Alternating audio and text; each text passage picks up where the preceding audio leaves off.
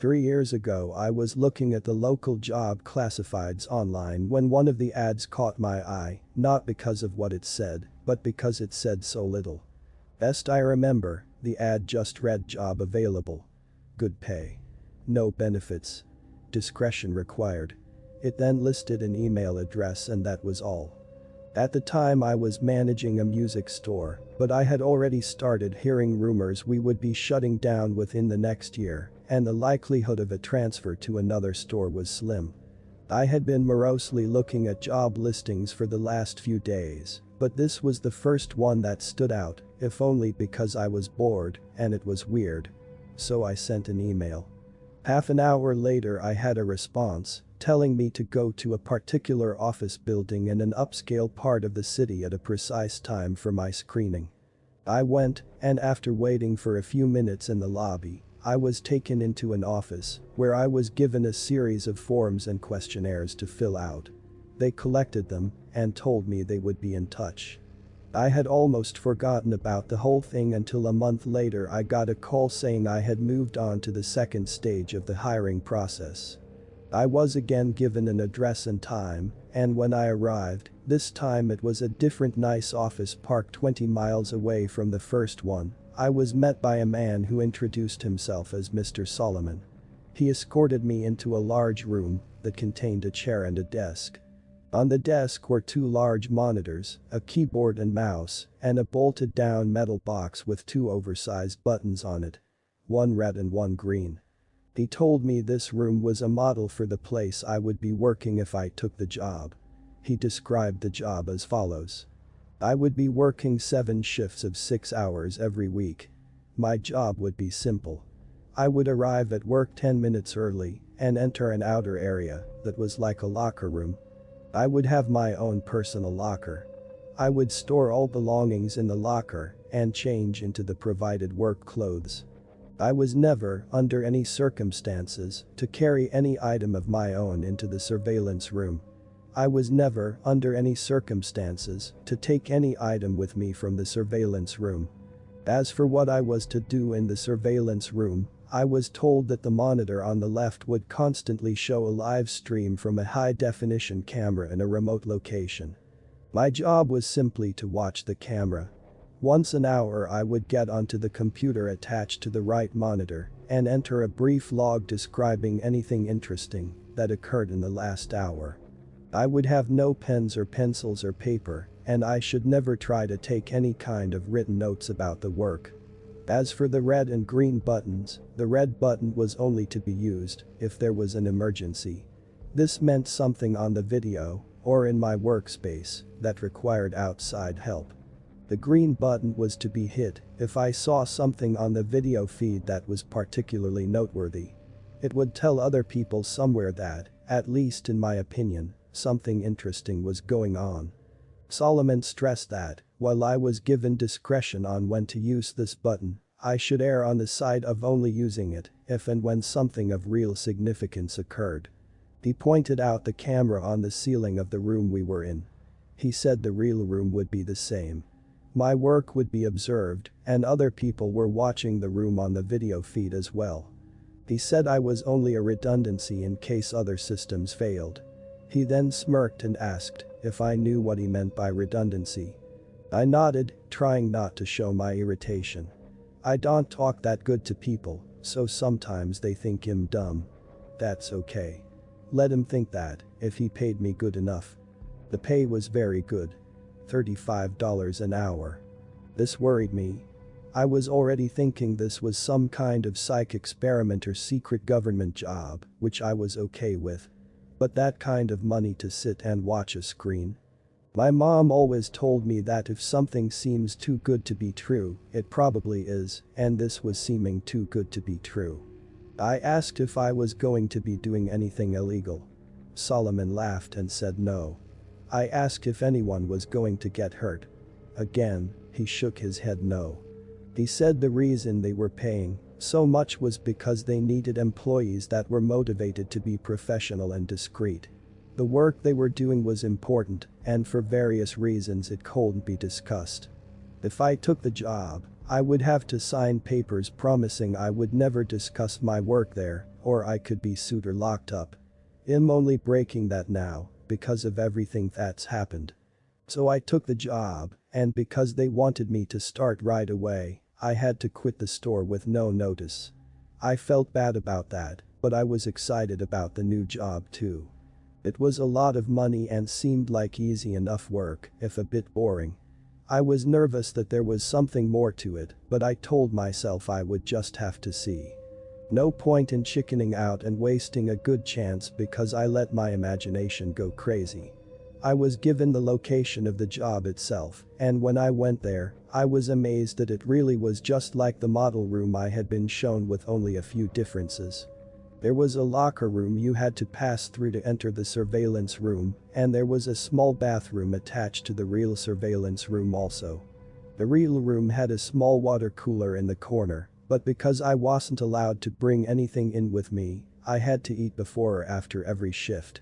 The biggest difference, of course, was that the monitors were turned on. The right monitor was just a black and white terminal like you see in movies sometimes. I could type in my logs, but no internet to look at or anything like that. The left monitor, it was video from a room. You would call it a bedroom I guess, because it had a bed in it, but it had lots of other stuff too. A TV, a sofa and chairs, a couple of tables, and plenty of empty space in between. The camera must be high up in a corner, because I could see pretty much everything except for the far sides of furniture. At first though, I didn't notice any of that stuff. All I saw was her. She looked to be a little older than me, and was very pretty. When I first saw her, she was laying on her side on the sofa. That was the part of the room farthest from the camera, but the picture was very clear, and I could tell that she was sleeping. I found myself leaning into the monitor more so I could see her better, and then I thought about what I was doing and felt embarrassed. It's like I was spying on her. A peeping Tom, my mom used to call it. I didn't want to be a peeping Tom, but I didn't want to be silly either. I needed to think about it slow. It was a good job. And I wasn't doing anything wrong, right? I wasn't hurting anybody. The woman looked fine. And the room was nice. She probably agreed to be there, and it's all some experiment or something. I was just overreacting. So I sat down in the chair and began my work.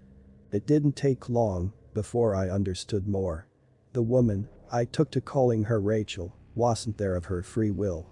I never saw her hurt, but it was clear that she never left that room except to go into what I think is a bathroom area that my camera couldn't see. Well, she never left the room on her own. Periodically, usually a couple of times a week during my shifts, men and women in strange-looking outfits would come in and take her from the room.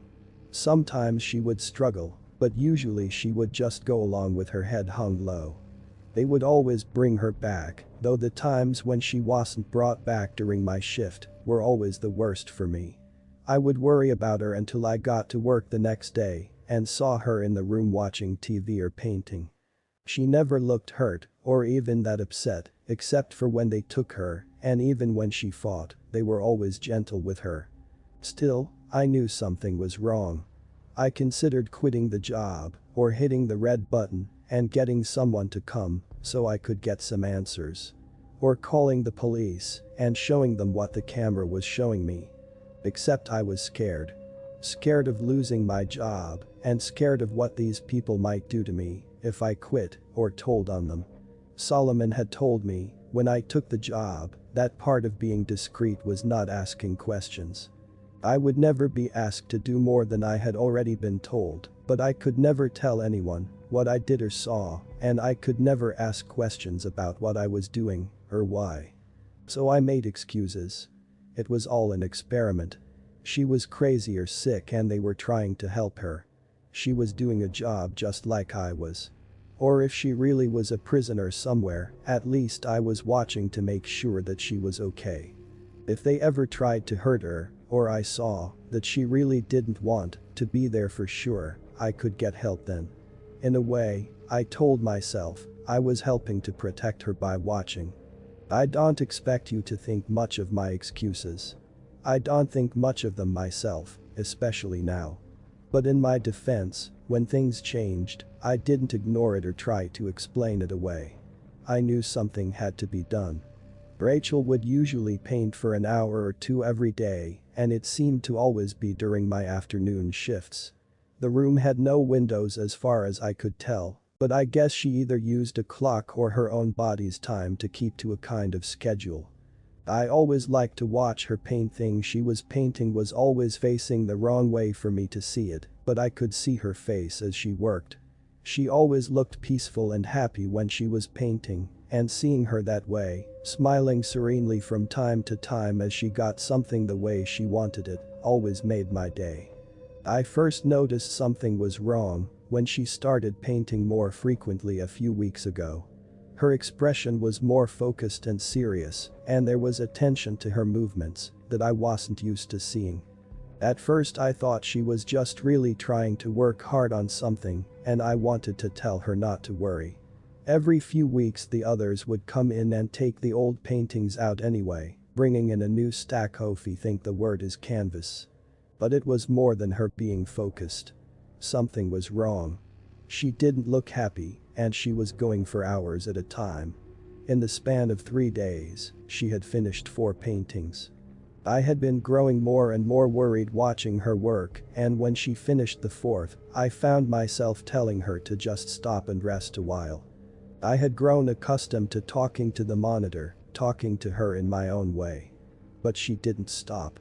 Instead she began moving the paintings. Arranging them on the back and seat of the long sofa at the far end of the room.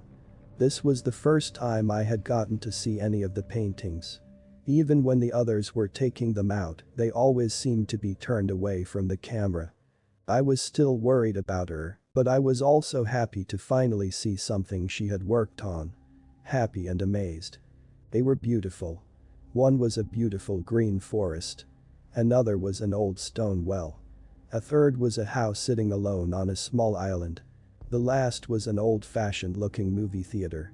All of them looked like something out of a dream, with trailing lines of color mixing in the air around them like leaves caught in a wind.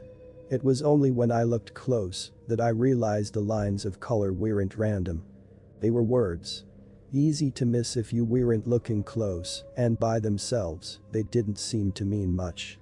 Just the ghost of a word somewhere in each of the paintings, easy to lose in everything else that was being shown.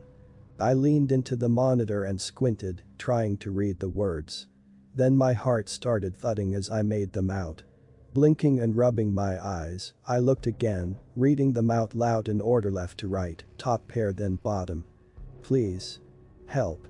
Me. Thomas. I pushed back from the monitor, my hand over my mouth. I didn't know what to do. I didn't know how any of this could be happening. It wasn't just that she was asking for help, though that was a big part of it. It was that my name is Thomas.